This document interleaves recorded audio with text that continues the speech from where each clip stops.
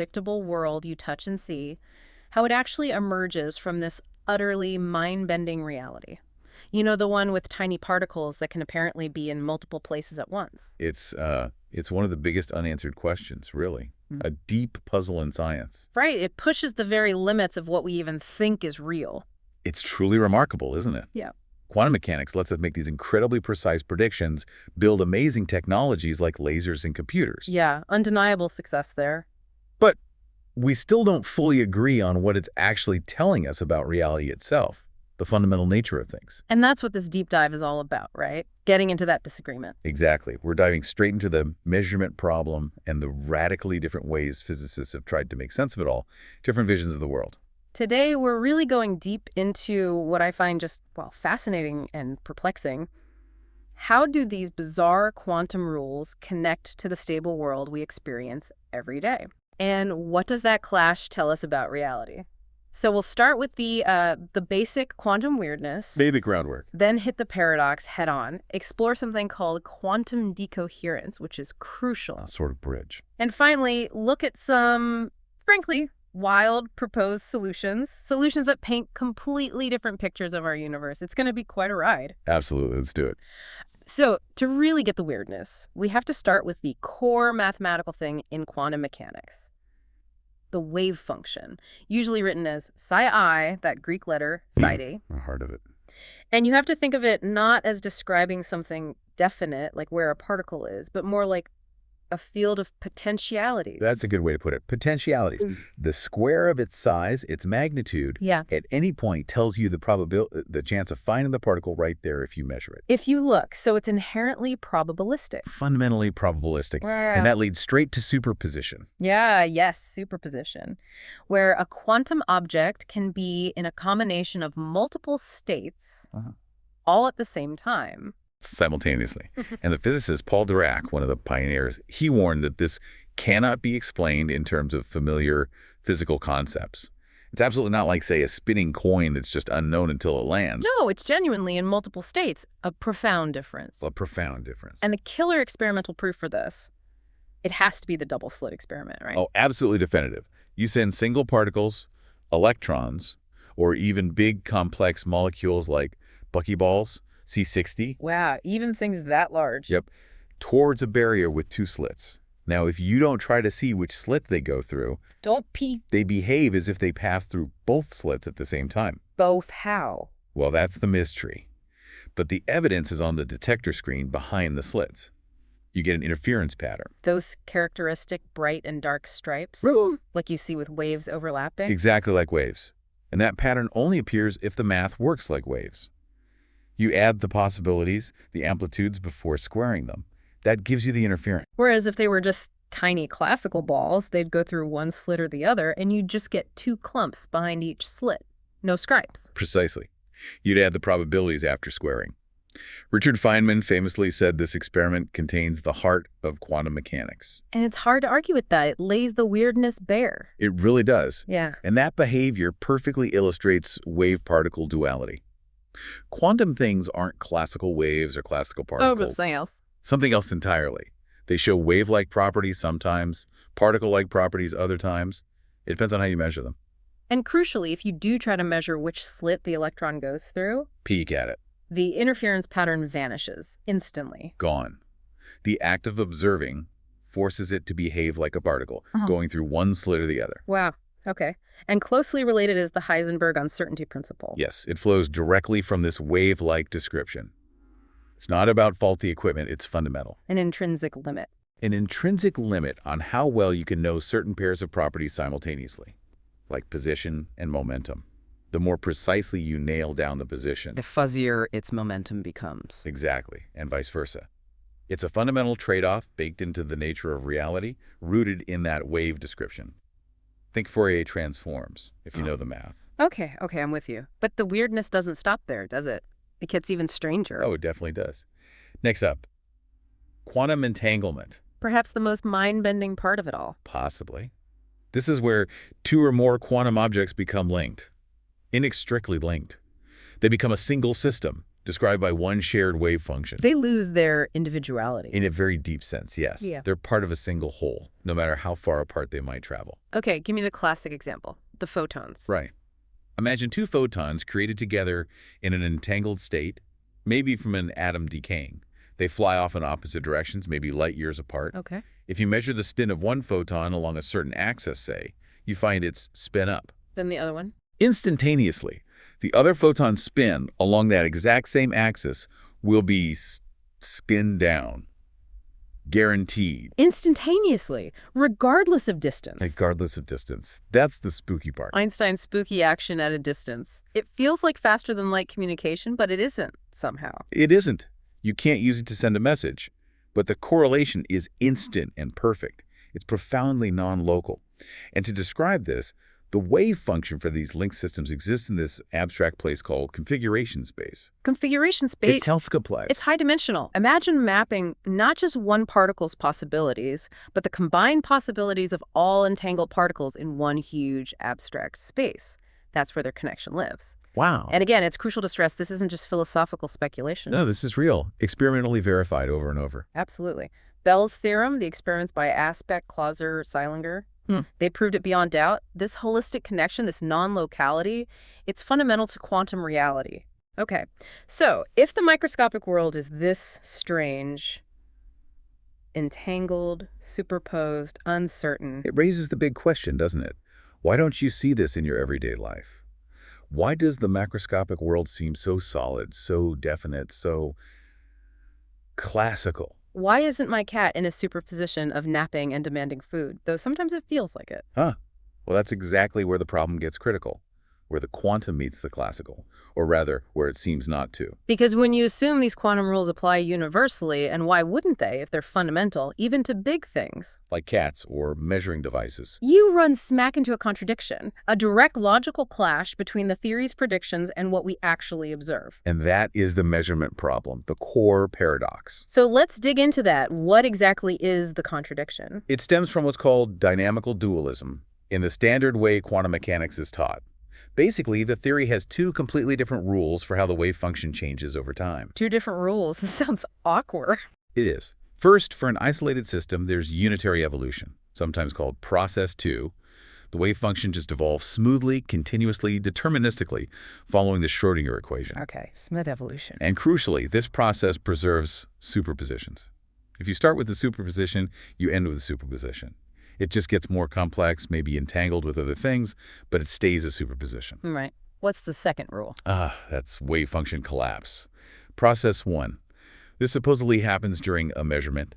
Suddenly, instantaneously, discontinuously, the wave function jumps. From that nice superposition of possibilities to a single definite state. The outcome we actually see, and which state it jumps to, is probabilistic, governed by the Born rule. So it goes from possibilities to actuality. But it's random. Random, non-local, and irreversible. A totally different kind of process from the smooth unitary evolution. And the problem is?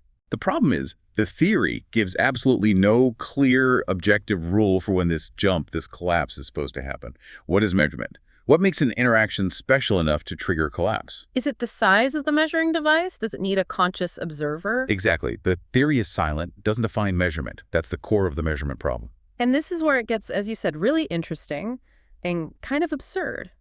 This vagueness led Erwin Schrödinger to cook up his famous cat thought experiment back in 1935. Precisely. To expose the absurdity of applying the quantum rules, or at least the unitary evolution part, all the way up. Remind us of the setup. It's brilliantly simple and horrifying. You seal a cat in a steel box.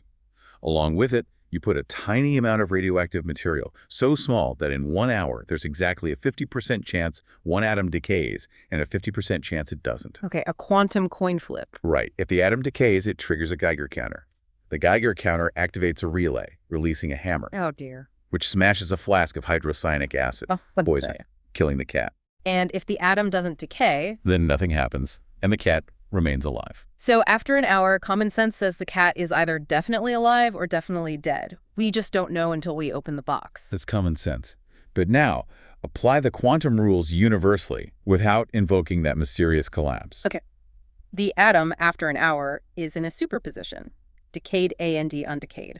50-50. Right. And since the atom is linked, entangled with the whole setup inside the box. The Geiger counter, the hammer, the poison. And the cat. Oh, no. The entire system inside the box must also evolve into an entangled superposition, a state that corresponds to both atom decayed, Geiger triggered, poison released, dead cat.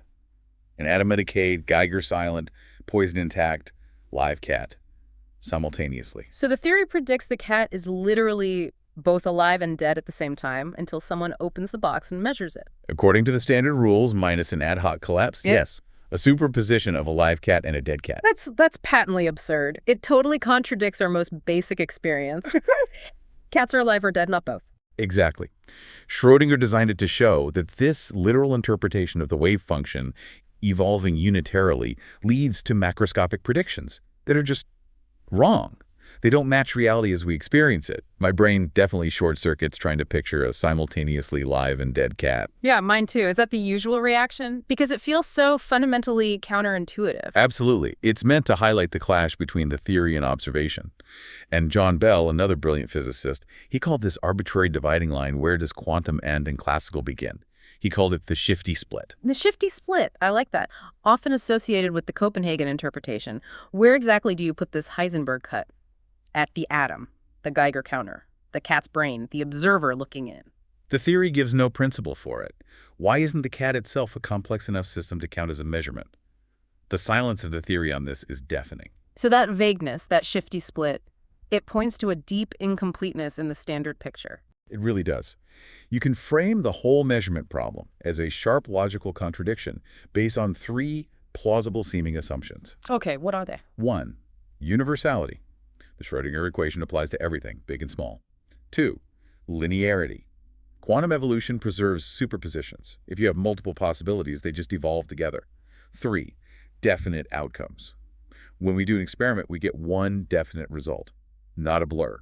Universality, linearity, definite outcomes, they all seem reasonable. They do, but Schrödinger's cat shows that if you assume universality and linearity are true, you predict something macroscopic superposition, the alive and dead cat that violates definite outcomes. You can't have all three. Exactly.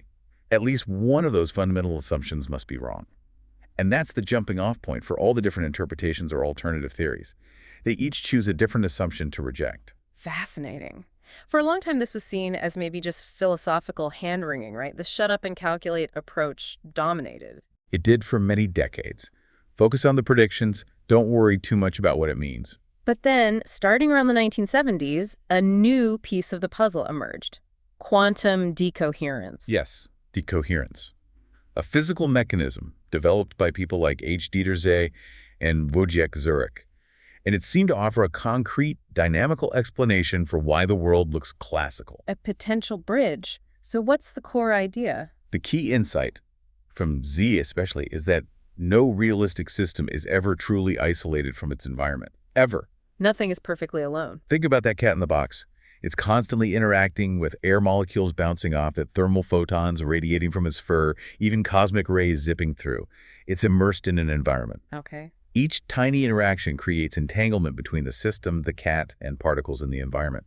A little bit of the cat's quantum state gets linked to an air molecule, then another, then a photon. So the quantum information spreads out.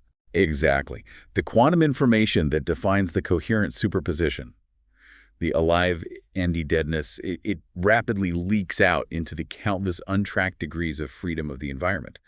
Like dropping ink into water, it disperses incredibly quickly. So what's the effect of this leakage? For someone like us looking at the cat. From our perspective, limited to interacting just with the cat, or whatever the system is, and not its entire environment, this entanglement effectively washes out the quantum interference effects. The signature of superposition. Right. Those interference terms average out to practically zero, incredibly fast for macroscopic objects. The system is said to have decohered. Decohered.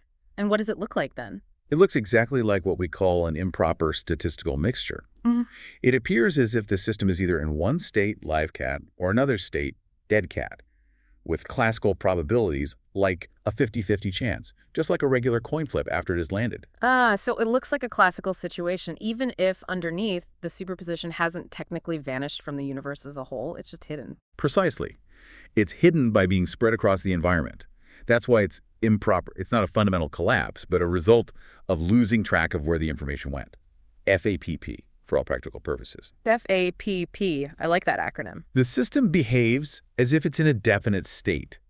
Decoherence also explains why certain states, like definite positions, orientations become stable. The environment selects these pointer states that are robust against further interaction. So the environment acts like a constant measurement process, picking out the classical-looking states. In essence, yes. It continuously monitors the system, forcing it into a basis of states that look classical to us. That's why you see objects with definite locations, not blurry superpositions. Okay, decoherence sounds incredibly powerful. It explains why the world looks classical. So the natural question is, does it completely solve the measurement problem? Does it get rid of Schrödinger's cat paradox? Ah, the crucial point. No, it does not. Oh, why not? It sounded so promising. Decoherence is brilliant at explaining why we don't observe macroscopic superpositions in practice and why the world appears classical. But from the perspective of the entire universe system plus environment, the universal wave function, according to the standard rules, is still evolving unitarily. It never actually collapses. So the superposition, it's still there, just spread out. Exactly. The universal wave function evolves into this incredibly complex, gigantic, entangled state containing all possible outcomes.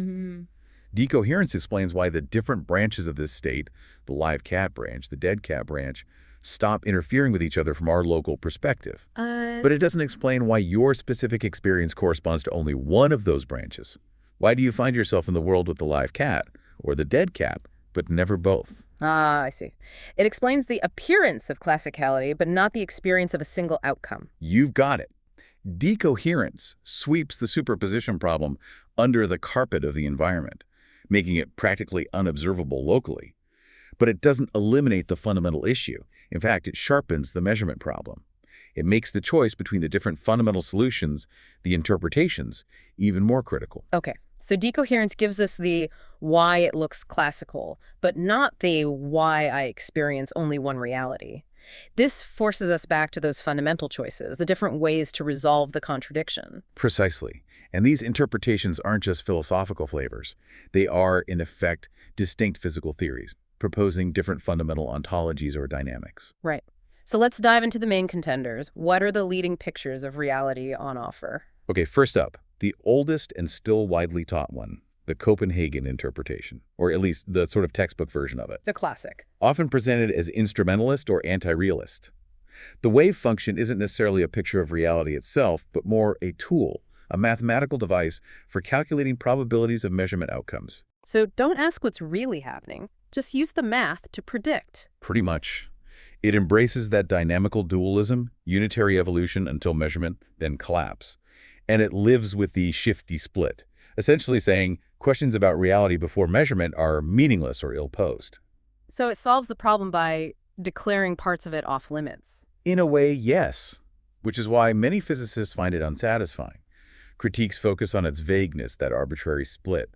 Though it's fair to say Niels Bohr's original ideas about complementarity were perhaps more subtle, focusing on how classical concepts only apply in specific experimental contexts rather than a literal collapse. Okay, so Copenhagen is sort of the pragmatic but perhaps unsatisfying default. What's a more radical approach? How about the many worlds interpretation, MWI, championed initially by Hugh Everett III in the 1950s? Many worlds. Sounds dramatic. It takes the quantum formalism, especially the Schrödinger equation, completely literally and universally. There's only the wave function, and it always evolves smoothly and deterministically.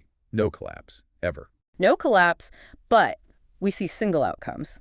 Yeah. How does MWI explain that? What happens to the live dead cat? According to MWI, when a measurement-like interaction occurs, essentially, when decoherence happens and separates the possibilities of the entire universe, including the observer, splits, or branches. Branches, like a tree. Sort of. Every possible outcome of the measurement is realized, but each in its own separate parallel branch of reality. So in the cat experiment, the universe branches into one reality where the atom decayed, the cat is dead, and you observe a dead cat. And another branch. Where the atom didn't decay, the cat is alive, and you observe a live cat. Both branches exist, parallel to each other. So there are countless parallel universes constantly splitting off. That's the picture. Yeah. You only experience one outcome because you exist on one specific branch. Your counterparts on other branches experience the other outcomes. Wow. Okay, that certainly gets rid of collapse. But It seems to create an awful lot of universes. That's one common reaction. It seems ontologically extravagant. But proponents argue it's actually simpler in terms of fundamental laws. Just one equation, no special collapse rule. What are the challenges for MWI, besides the sheer number of worlds? Two big ones are often cited. The preferred basis problem. What exactly defines the lines along which the universe splits? Though, as we said, decoherence helps a lot here by picking out those stable, classical-looking pointer states. Okay. And the other? The problem of probability. If all outcomes happen in some world, what does it mean to say one outcome is, say, 50% probable? If you're guaranteed to exist on a branch where the cat lives and another branch where it dies, how do we recover the born rule probabilities for our experience? That's a subtle and hotly debated issue. Yeah, that probability question feels tricky. If everything happens, does probability lose its meaning? Okay, what's next after many worlds? Let's look at Bohmian mechanics, also known as pilot wave theory. This revives an old idea from Louis de Broglie from the 1920s, later developed by David Bohm. Pilot wave. Sounds intriguing. It offers a completely deterministic picture, but it includes what are called hidden variables properties that standard quantum mechanics doesn't talk about. Specifically, it posits a dual ontology. Dual ontology, meaning reality has two parts. Yes, there's the wave function, which is real and evolves according to the Schrödinger equation, much like in MWI. But in addition to the wave function, there are actual point particles, which always have definite, precise positions. Particles with definite positions at all times. That sounds more classical, more intuitive. It does. And Bohm added a second equation, the guiding equation, which dictates how the wave function pilots these particles, deterministically guiding their motion. So the wave tells the particles where to go. Exactly. The measurement problem dissolves because particles always have definite positions. Measurement just reveals the position the particle already had. Weyr-like effects, like double-slit interference. The particle itself goes through only one slit, but the wave goes through both, and the wave's interference pattern guides the particle to land in the bright bands. Then collapse. It's just an effective process. When a measurement happens, the particle ends up associated with one part of the wave function, say the live cat part. The other parts of the wave function, the dead cat part, become empty. They no longer influence the particle's future path, so they effectively disappear from relevance for that particle. Okay, Bohmian mechanics gives us definite particles and determinism, which many find appealing. What's the catch? The big one is its explicit non-locality. The guiding equation means the velocity of any given particle depends instantaneously on the positions of all other particles in the universe, no matter how far away. There's that spooky action again, but built right into the dynamics. Built right in.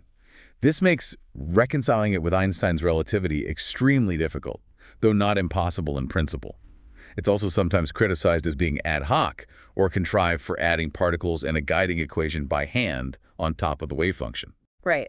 That non-locality is a tough pill to swallow for many physicists trained in relativity. Okay, so we have Copenhagen, instrumentalism collapse. Many worlds, no collapse, branching reality. Bohmian mechanics, real wave plus real particles guided deterministically. Is there another major way to slice this? Yes, there's a third main strategy. Objective collapse theories, sometimes called dynamical collapse models. The most famous example is the GRW model, named after Girardi, Rimini, and Weber. Objective collapse. So collapse is real in this picture. Yes.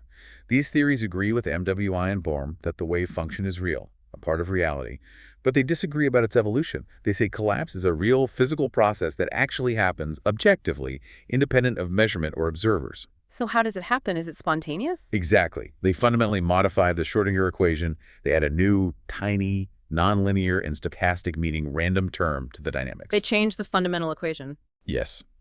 This new term means that every particle's wave function has a very, very small, constant probability per unit time of spontaneously collapsing its position down to a localized region. Okay, a tiny chance of collapsing on its own. For a single, isolated microscopic particle, this probability is incredibly low, astronomically low.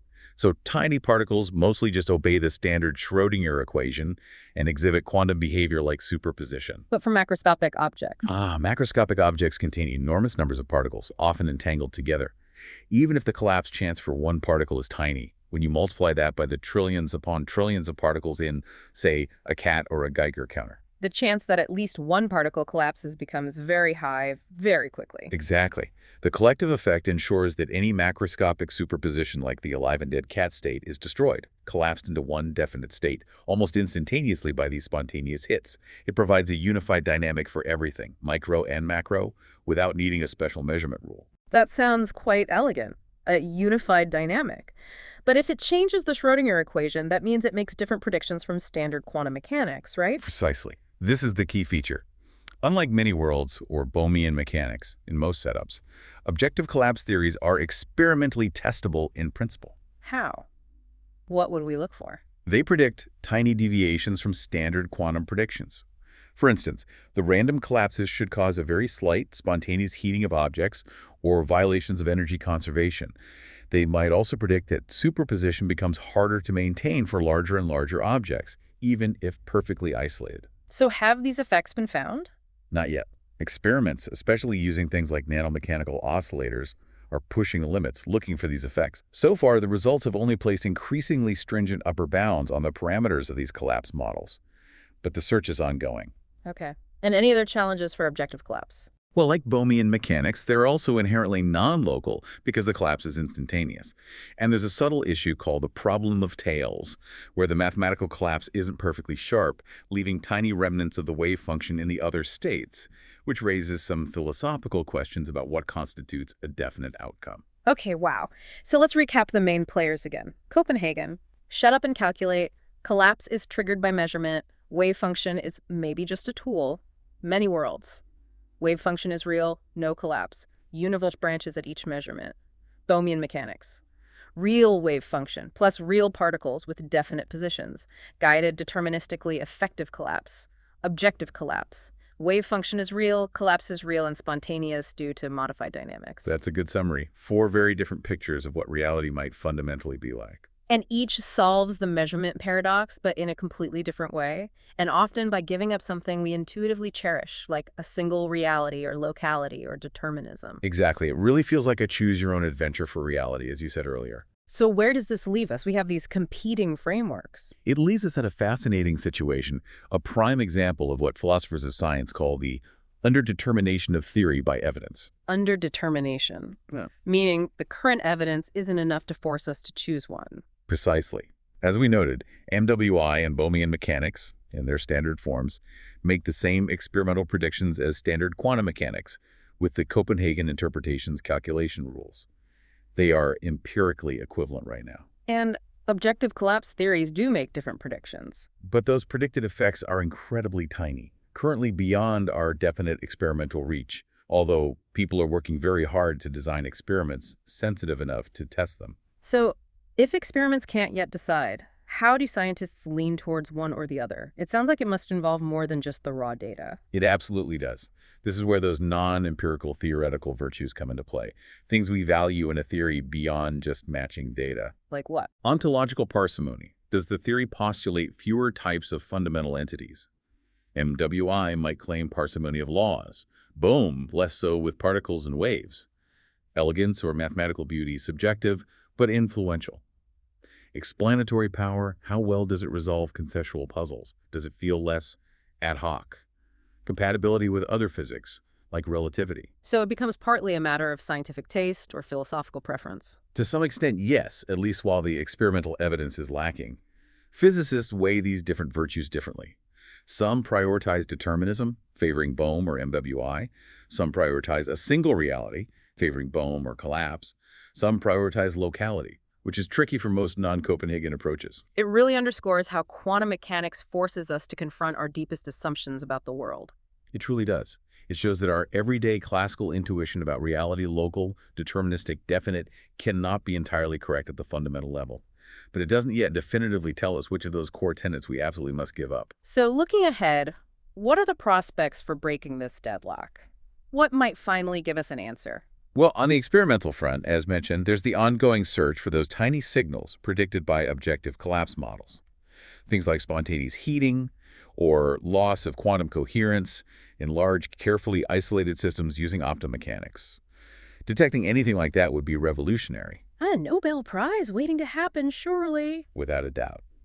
Also, some MWI proponents argue that successfully building large-scale, fault-tolerant quantum computers would lend strong support to their view. How so? They might argue that the sheer computational power, seemingly performing exponentially many calculations at once, is best explained by harnessing the resources of those parallel universes Everett postulated. It's an indirect argument, but potentially compelling if quantum computers scale up as hoped. Interesting. And on the theoretical side? A huge challenge is compatibility with other fundamental physics. Making these interpretations fully consistent with quantum field theory, our best description of particles and forces, and especially with general relativity, our theory of gravity and spacetime, is a major hurdle. Especially the non-locality aspect. Yes, the explicit non-locality in Bohmian mechanics and objective collapse theories makes merging them with the space-time structure of relativity particularly difficult. How does instantaneous collapse or guidance work in a relativistic framework where simultaneity is relative? It's a deep problem. So maybe the final answer won't come from just refining these interpretations. It's entirely possible. Many believe that a final resolution to the measurement problem and a clear picture of quantum reality will only emerge from a future, more fundamental theory, perhaps a theory of quantum gravity that unites quantum mechanics and general relativity. That might reveal which interpretation was closer, or perhaps lead to something entirely new. What a deep dive this has been. We've journeyed from the sheer strangeness of the quantum world superposition, entanglement, The core mysteries. seen how decoherence provides this really crucial practical bridge explaining why our world looks classical, FAPP, for all practical purposes. Right, it explains the appearance. But then realize, crucially, it doesn't actually solve the fundamental measurement problem. It doesn't tell us why we get one definite outcome. Exactly. Decoherence sharpens the problem in a way. Yeah. It makes us face this stark choice. Why this outcome when the universal wave function seems to contain all possibilities, just separated? And the proposed solutions are just mind-blowing. Copenhagen's instrumentalism, many worlds branching realities, Bohm's hidden particles being guided, objective collapse as spontaneous physical jumps. Each paints a coherent picture, but each is deeply bizarre from our classical standpoint. Each resolves the paradox, yes, but at a significant cost, forcing us to abandon deeply held intuitions about reality, or locality, or determinism, or the uniqueness of our world. It's truly remarkable, isn't it? We can use quantum mechanics with unbelievable accuracy. Its predictive power is just stunningly successful. Unprecedented in the history of science. And yet, for this pillar of modern physics, arguably our most successful theory ever, we have no consensus on what it actually means, on what it's telling us about the fundamental fabric of existence. It's a profound state of uncertainty. So this deep dive really leaves us grappling with some deep epistemological and metaphysical questions. If science strives for objective truth based on observation, what does it mean when our best theory of the very small gives us multiple, mutually exclusive answers to the basic question? What is real? What does that tell you, the listener, about the limits of human understanding? Or maybe about the truly boundless, hidden, maybe even unimaginable nature of reality itself? It's something to ponder. Which of these strange realities resonates most with you? Or are you, like many physicists, holding out for that next breakthrough, that crucial experiment or new theoretical insight? The journey from quantum strangeness to classical reality is one we navigate every day in labs around the world. But the ultimate map, the true architecture of that path, well, it remains one of the greatest, most compelling unsolved mysteries in science. It invites all of us to keep thinking, keep questioning, and keep diving deep into reality's strange foundations.